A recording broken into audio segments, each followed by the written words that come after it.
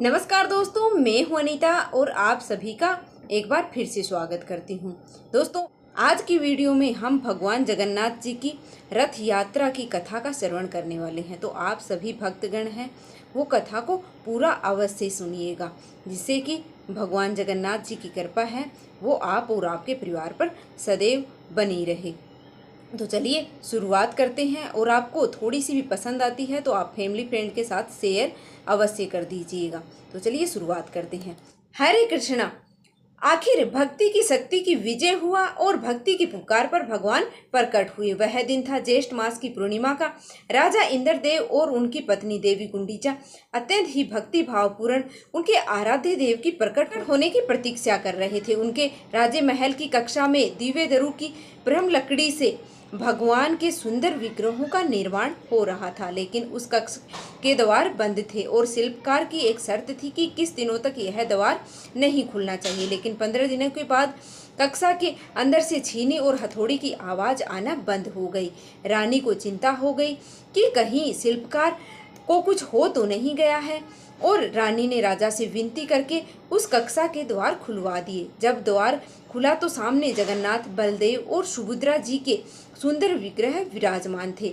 ऐसे लग रहा था कि 21 दिनों से पहले द्वार खोल दिए जाने के कारण यह अधूरे हैं। पर उनसे आकाशवाणी हुई और उन्होंने राजा से कहा कि राजन, आप इन्हें अपने अपने रंग प्रदान करो और सुंदर वेशभूषा इन्हें पहनाओ और ऊंचे विशाल मंदिर को बनवाओ। उसमें संपूर्ण वैदिक विधि से इनकी स्थापना करवाओ। मेरा यह स्वरूप कलियुग के जीवन का उद्धार करने के लिए प्रकट हुआ है, इसलिए इस स्वरूप में मैं जगन्नाथ के नाम से जाना जाऊंगा। आकाशवाणी सुनकर राजा प्रसन्न हुए और उन्होंने विशाल मंदिर बनवाया और विधि से इन तीनों विग्रहों की प्राण प्रतिष्ठा करवाई। उस समय आकाश से देवतागण ने भी पुष्प की वर्षा करने लगे और चारों ओर ढोल नगाड़े बजने लगे और जगन्नाथ जी और अपने भाई बलदेव और बहन सुभद्रा जी के साथ वहां पर प्रकट हुए। जगन्नाथ जी ने राजा से कहा कि राजा, मैं तुम्हारी भक्ति से बहुत ही प्रसन्न हूँ।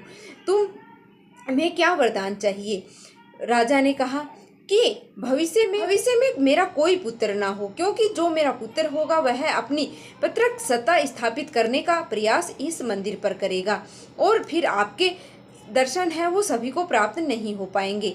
लेकिन आप तो संपूर्ण जगत के लिए हैं, इसलिए आप सभी को समाज के रूप में दर्शन देकर पवित्र करना है। दूसरा यह कि आप पूरा दिन भोग स्वीकार करते रहें और आपके हाथ कभी भी नहीं सूखने चाहिए। इतनी प्रचुर मात्रा में आपके लिए भोग बनाया जाए।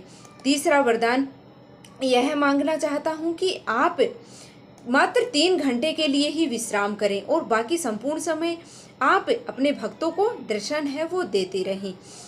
आप मेरी यह प्रार्थना स्वीकार कीजिए। लेकिन माता गुंडीचा के मन में कुछ और ही बात चल रही थी, इसलिए उन्होंने रानी से पूछा कि रानी, आपके मन में क्या बात चल रही है, बताइए। तो रानी गुंडीचा ने कहा कि प्रभु, हर स्त्री की इच्छा होती है कि उसकी कोई संतान हो, लेकिन अब मैं इस सौभाग्य से वंचित रहूंगी। अब मेरा कोई भी पुत्र नहीं होगा जो मुझसे मिलने आएगा, और मृत्यु के बाद मेरा श्राद्ध कौन करेगा, यही बात मेरे मन में है। यह सुनकर जगन्नाथ जी ने कहा कि हे माता, आज से मैं और मेरा भाई बलराम आपके पुत्र बनेंगे और एक संतान के सभी कर्तव्यों का पालन करेंगे। वर्ष में एक बार हम तीनों भाई बहन आपसे मिलने आपके घर आएंगे, प्रतिवर्ष आपका श्राद्ध भी करेंगे। और यह वचन सुनकर और जगन्नाथ जी प्रतिवर्ष रथ यात्रा के समय गुंडीचा मंदिर में अपनी मौसी माँ से मिलने के लिए जाते हैं और कुछ दिन वहीं पर बिताते हैं। अब देखिए, जिस दिन जगन्नाथ राजा के समक्ष प्रकट हुए थे वह दिन था ज्येष्ठ पूर्णिमा का, और जगन्नाथ जी ने राजा को यह भी आदेश दिया था कि इस दिन उनका अभिषेक करवाया जाए। यह जगन्नाथ जी के जन्मदिन के उपलक्ष्य में प्रत्येक वर्ष स्नान यात्रा उत्सव मनाया जाता है। इस दिन सर्व तीर्थ के 108 स्वर्ण के घड़ों को जल भरकर लाया जाता है और जगन्नाथ जी, बलदेव और सुभद्रा जी को है स्नान महास्नान यानी कि कराया जाता है।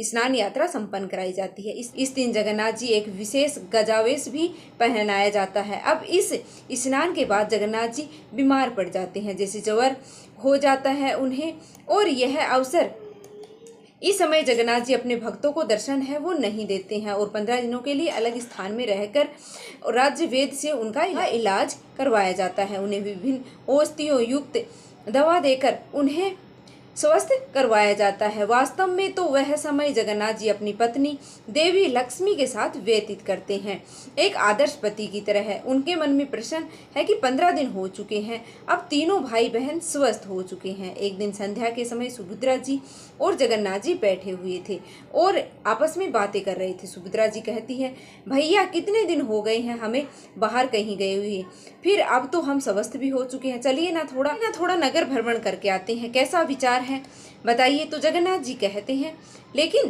पहले बड़े भैया से पूछना पड़ेगा ना। जैसे वह कहती है, हाँ चलो चलो भैया से पूछते हैं, चलिए।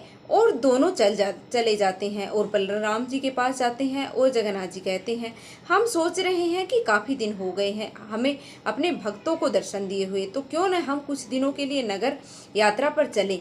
यह सुझाव बलराम जी को भी बहुत अच्छा लगा और उन्होंने कहा, क्यों नहीं, बिल्कुल जाना चाहिए, चलो तैयारी करो, कल ही हम नगर यात्रा पर चलते हैं। इस प्रकार से सब तैयारियां हो गई और सब अभी बस देवी लक्ष्मी की आज्ञा लेना ही बाकी था और जगन्नाथ जी पहुंच गए देवी लक्ष्मी के पास। जगन्नाथ जी ने बड़े प्रेम से लक्ष्मी देवी से कहा कि आप तो जानती हैं कि इन 15 दिनों में हमने अपने भक्तों को दर्शन नहीं दे पा रहे हैं, तो इसलिए यदि आपकी आज्ञा हो तो मैं अपने भाई बलराम और बहन सुभद्रा जी के साथ नगर भ्रमण के लिए जाना चाहता हूँ।